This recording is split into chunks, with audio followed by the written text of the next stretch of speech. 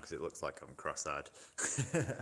I don't know if that's helped at all, but yeah, my hand's in the way now.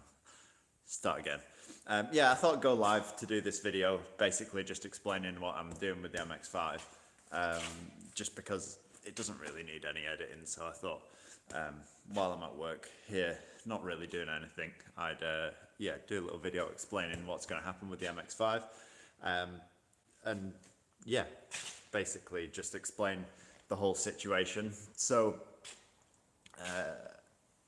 yeah, if you watch the last video, the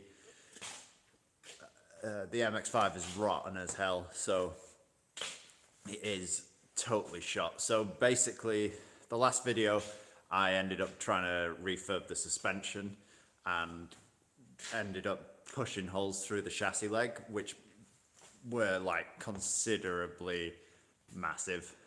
Yo, what's up, Josh? And yeah, they're just really rotten chassis rails. It had loads of holes in the inner arch, and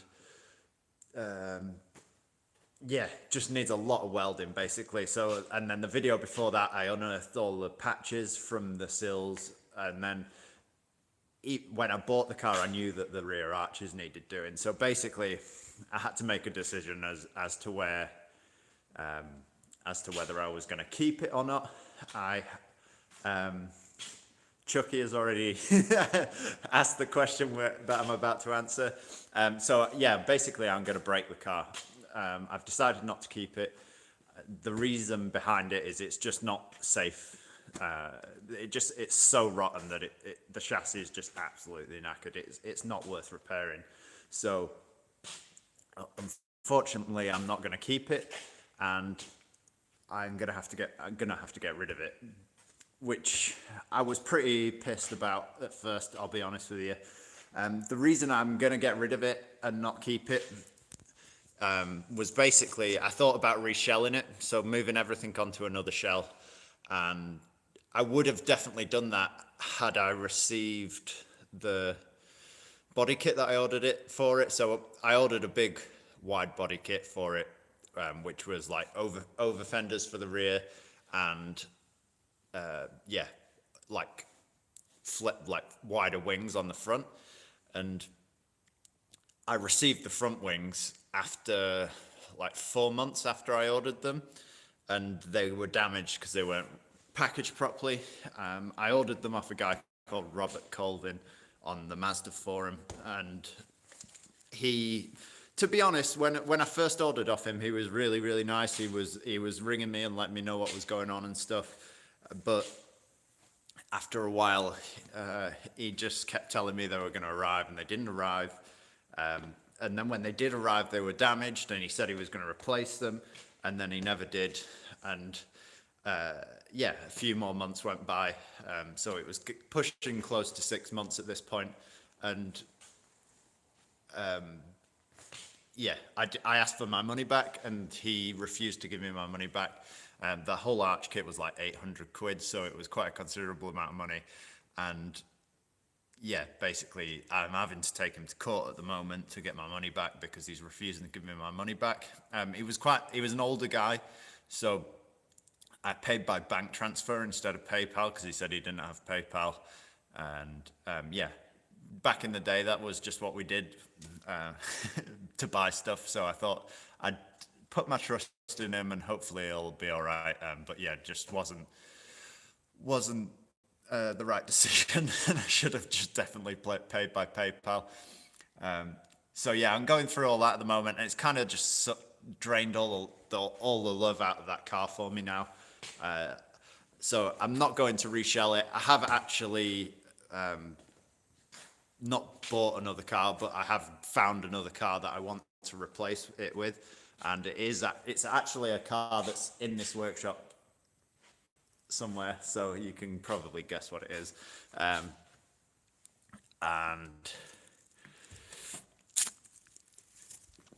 yeah, I should be covered if I wasn't banking with Santander.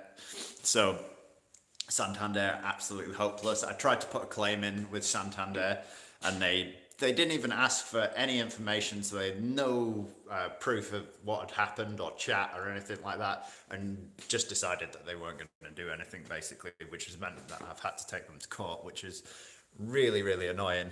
But yeah. Um,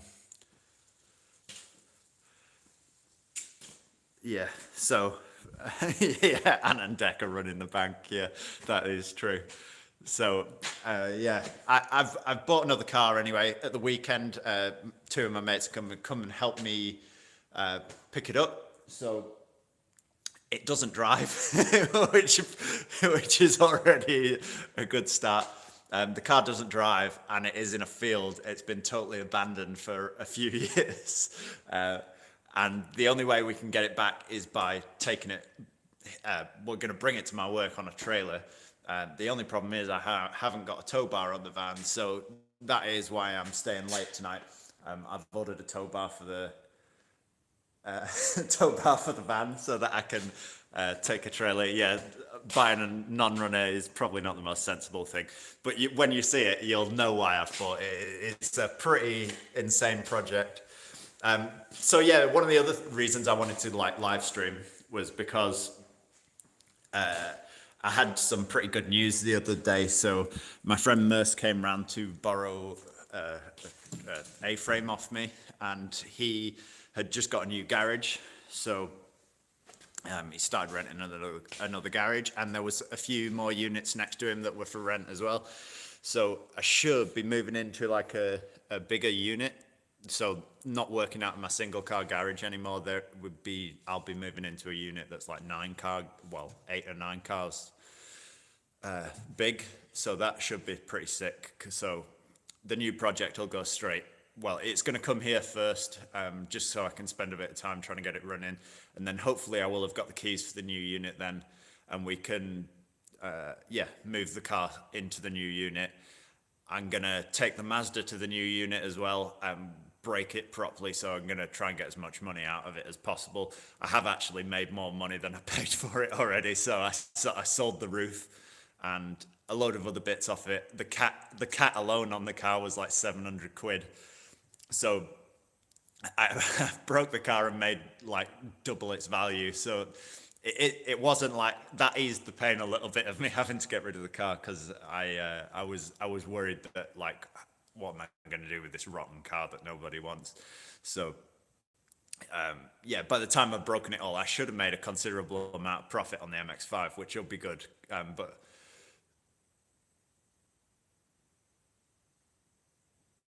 yeah, yeah, to make bank from breaking it, it's really good. So, and that is the bit of the pain of me losing the money on the arch. Well, not losing the money, I'm going to get my money back, but that is the pain of temporarily not having £800 in my bank and the car being totally shagged. So, yeah, that was cool, because I've managed to sell quite a lot of the MX5, and yeah. It should. Well, it has already made more money than I paid for it, and I made quite a lot of money off the parts that I've put on it. So that was cool. I've kept load of bits off it for the car that I'm picking up. So a lot of the stuff will transfer over, like the steering wheel and things like that I've bought. So I'm not at a total loss of like everything that I've put on the car. But yeah. That's all I wanted to update you with, was, basically let you know what's going on with the MX5, because I'm going to, definitely get rid of it. So,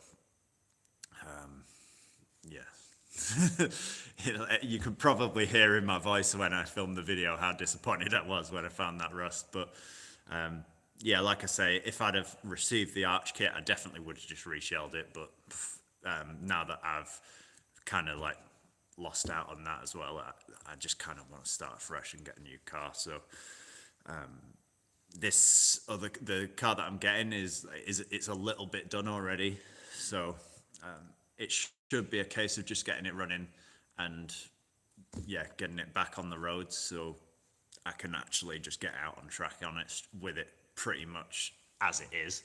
I don't have to really spend a lot of money modifying it. It isn't a car that I've had before, and it isn't a car from Japan. For the first time on the channel, it is a car that is not from Japan. So, sorry to disappoint, but keep an eye on the channel because I think I've been toying with the idea. I haven't totally decided yet, but about getting another Micra. So, I want to get a Micra as a daily. So, yeah, I've been toying with it for quite a long time. So I was thinking about getting an iGo originally, but realized how ridiculously expensive. Well, no, not ridiculously expensive, but how expensive the iGos are still. They're still like $1.5 for a decent one. So I was thinking about maybe getting another Micra, maybe like a 1 litre Micra. Basically, I just want to get a cheap run around that I maybe like modify a tiny little bit because I can't leave anything alone and I like throw my money at pieces of shit. So, yeah, no, I don't like Yaris's. Sorry. Yeah, I'm not a big Yaris fan. Not because I've owned one before, so I just didn't enjoy it. I hate the clocks in the middle of the dashboard on them, and yeah, I just don't really like the way they drives.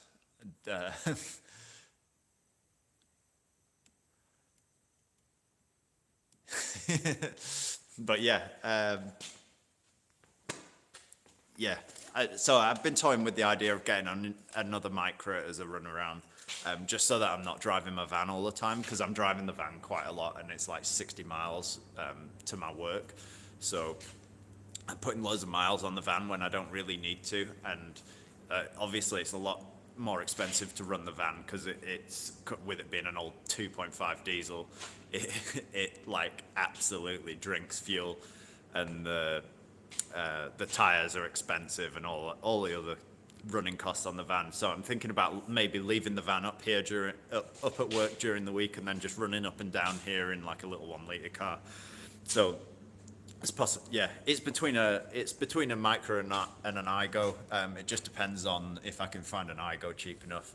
But yeah, I'll while I'm live, I thought I'll show you around what I've been cracking on with at work. So we've been getting quite a lot of like restoration jobs in recently, rather than like just your normal bodywork stuff. So I'll have to use my forward-facing camera because I've cracked the camera on the back, but I'll do my best to show you around. So this thing here is an E36 BMW M3. So it's an M3 convertible, and yeah, it is totally gutted. So yeah, sorry about the camera. It's really hard to position, but yeah, this is an M3. So this is getting like a full restoration. So at the moment, the engine is gone down to an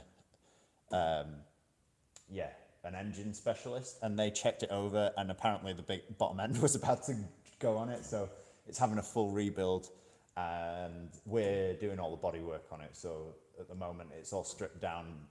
It's on the spit because we're going to spin it upside down and spray the bottom of the car, and yeah, this is all getting sprayed.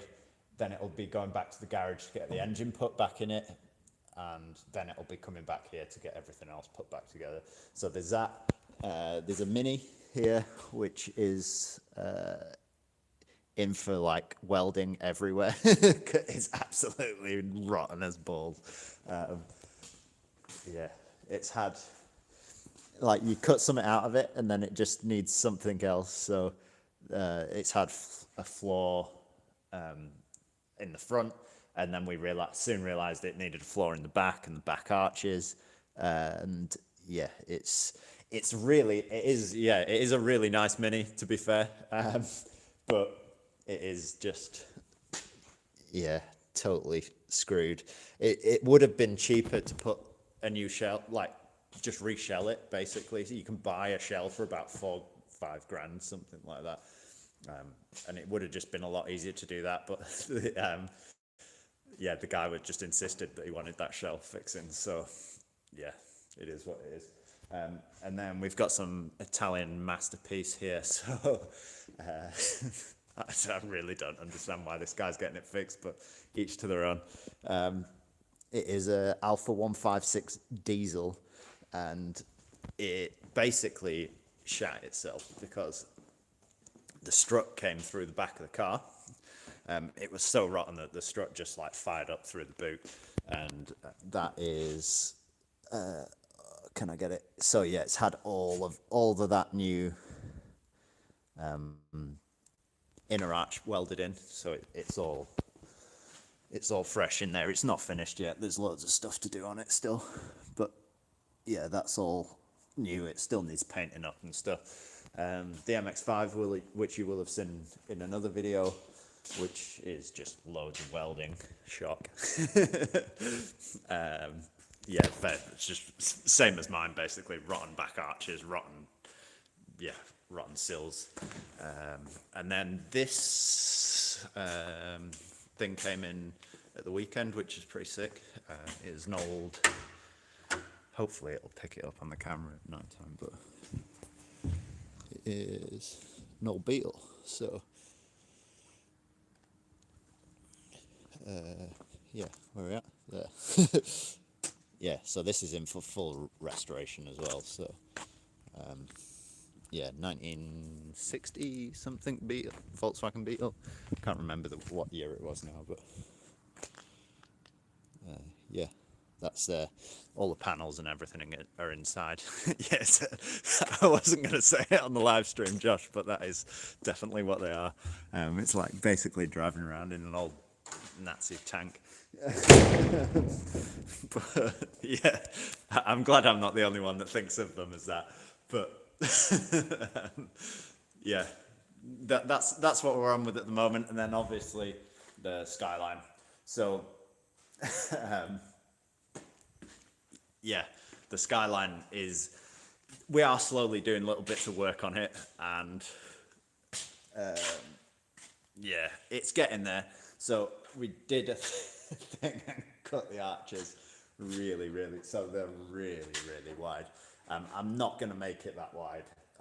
We overshot it, so it needs pushing back in a little bit, but you can see how wide that is compared to the wheel. It was because I originally tried these wheels on it. So these were 11.5-inch wide wheels. They are, barramundis, like the other wheels that are on it, but these are 11.5s and the other ones are 9.5s. We pulled it all out to fit these ones, realizing that you can't get 16-inch tires in an 11.5-inch wide wheel, so it kind of just totally defeated the point of the wheel. It just I can't find tires for it unless they're like Formula One tires. So I can't use an 11.5-inch 16-inch wheel. So that is why it's so far out. So I've decided to be a bit more sensible, and at the moment these wheels that are on it now are 8.5 J ET 20 something, I think, or 0, I can't remember, but we're gonna swap the barrels on them. So on the back ones, so the back ones will be 9.5. 10.5s or 10s. Yeah, 10s on the back, and then 8.5s on the front with a small spacer, because I have to use a small like a 20mm spacer for it to clear the brakes. So that's the plan. I've got to basically get some new barrels for the back wheels. What we're probably going to do, just so we can mock it up, rather than me waiting, because I'm going to have to wait a few months for the barrels to come, because they're custom made, like they're made to order.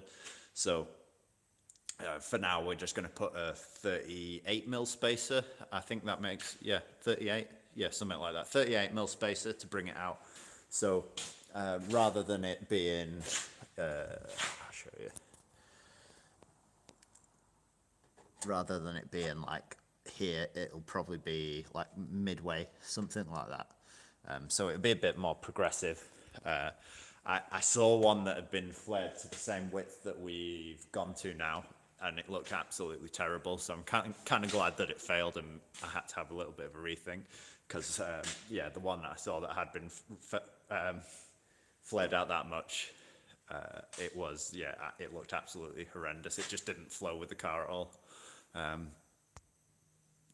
Yeah, so, sorry, the chat's disappeared.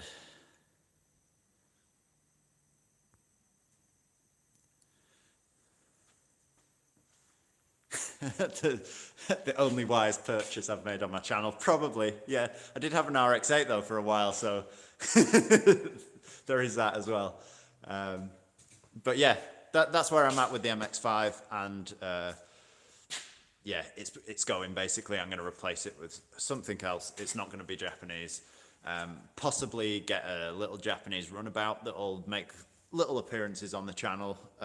But yeah, that'll probably be a month or yeah, a month or two away before I do something like that. But yeah, the MX5's going, new car's coming, and I'm going to get a much bigger unit and space to work in, which is going to be cool because, wow, that light makes me look really white.